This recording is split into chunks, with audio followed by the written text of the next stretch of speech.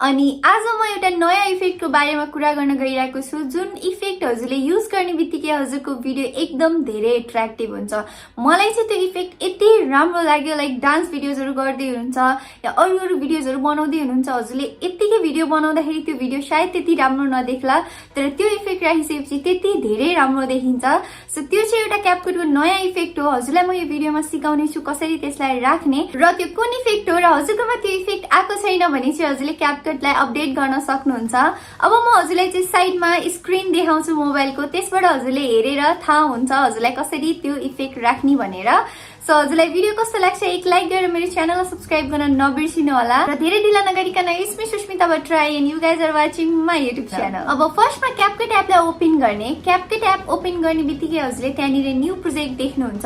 So हजुरले चाहिँ त्यसबाट कुनै एउटा भिडियो सेलेक्ट गर्न सक्नुहुन्छ जुन हजुरलाई चाहिँ त्यसमा इफेक्ट राख्नु छ। सो मैले यहाँनिर चाहिँ एउटा भिडियो सेलेक्ट गरेँ, एउटा डान्स भिडियो सेलेक्ट गरेको छु। अब सेलेक्ट गर्ने बित्तिकै हजुरले स्क्रल गर्दै जाँदाखेरि क्यापकटको वाटरमार्क आउँछ, त्यसलाई नर्मली डिलिट गरिदिनु होला।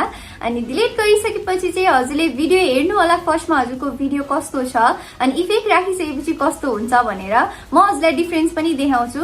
सो अब त्यसपछि चाहिँ हजुरले भिडियोमा क्लिक गर्ने। भिडियोमा क्लिक गर्ने बित्तिकै तलपट्टि स्क्रल गर्दै जाँदाखेरि हजुरले त्यहाँनिर एउटा नयाँ अप्सन देख्न सक्नुहुन्छ, लग अन भन्ने अप्सन। जस्तै त्यसमा क्लिक गर्नुहुन्छ हजुरले त्यहाँनिर तीनटा अप्सन देख्न सक्नुहुन्छ, फेस, बडी अनि ह्यान्ड भन्ने अप्सन देख्न सक्नुहुन्छ। नर्मली हजुरले फेस, बडी र ह्यान्ड लक गर्न सक्नुहुन्छ। सो मैले चाहिँ यहाँनिर नर्मली फेसमा क्लिक गरेँ। क्लिक गर्ने बित्तिकै हजुरले तलपट्टि स्टार्टको अप्सन देख्न सक्नुहुन्छ। त्यसमा क्लिक गर्ने बित्तिकै हजुरको चाहिँ जुन लक अन अप्सन छ त्यो इफेक्ट चाहिँ हजुरको भिडियोमा चाहिँ एप्लाई हुन्छ, लाइक फेस लकको जुन अप्सन छ। सो त्यो क्लिक गर्ने बित्तिकै यहाँनिर चाहिँ इफेक्ट आइसकेको छ। भिडियोमा इफेक्ट राखिसकेपछि यो भिडियो यस्तो देखिन्छ। मैले हजुरलाई प्ले गरेर देखाउँदैछु। एकदम धेरै स्मुथली फेसलाई लक गरेर भिडियो एकदम राम्रोसँग चाहिँ बनाइदिन्छ क्यापकटले। यो एउटा नयाँ इफेक्ट लिएर आएको छ। अनि इफेक्ट एप्लाई हुने बित्तिकै हजुरले तलपट्टि तीनटा अप्सन देख्न सक्नुहुन्छ, एडजस्ट, लक अगेन अनि त्यसपछि हजुरले क्लियरको अप्सन देख्न सक्नुहुन्छ। यदि हजुरलाई त्यो इफेक्ट राख्नु छैन भने क्लियरमा क्लिक गरेर इफेक्ट हटाउन सक्नुहुन्छ। लक अगेनमा क्लिक गर्ने बित्तिकै चाहिँ हजुरले अब फेस लक हटाएर हजुरलाई बडी लक गर्नु छ भने त्यसमा क्लिक गरेर हजुरले चेन्ज गर्न सक्नुहुन्छ त्यहीबाट।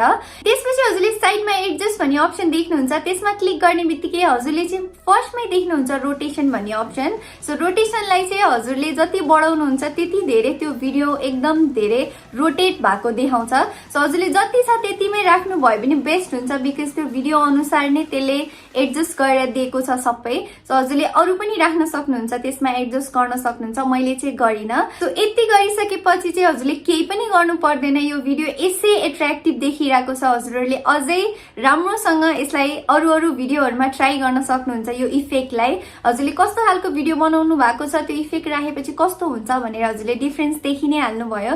सो हजुरहरूले पनि ट्राई गर्नु होला। मैले यसरी नै यहाँबाट भिडियो बनाएर अब मैले यसलाई सेभ गरिदिन्छु। हजुरलाई यो इफेक्ट कस्तो लाग्यो कमेन्ट गर्नु होला। मलाई चाहिँ एकदम धेरै नै राम्रो लागेर मैले हजुरहरूलाई सेयर गरेँ। हजुरले मोबाइलबाट भिडियो बनाउनुहोस् या डीएसएलआरबाट हजुरले यो इफेक्ट राखेर त्यो भिडियो अपलोड गर्नुभयो भने एकदम धेरै नै राम्रो देखिन्छ। सो हजुरहरूको लागि यस्तै खालको नयाँ नयाँ भिडियोजहरू लिएर आउनेछु। तबसम्मको लागि मेरो भिडियोलाई चाहिँ लाइक गरेर मेरो च्यानललाई सब्स्क्राइब गरेर जानु होला। अनि तबसम्मको लागि बाई।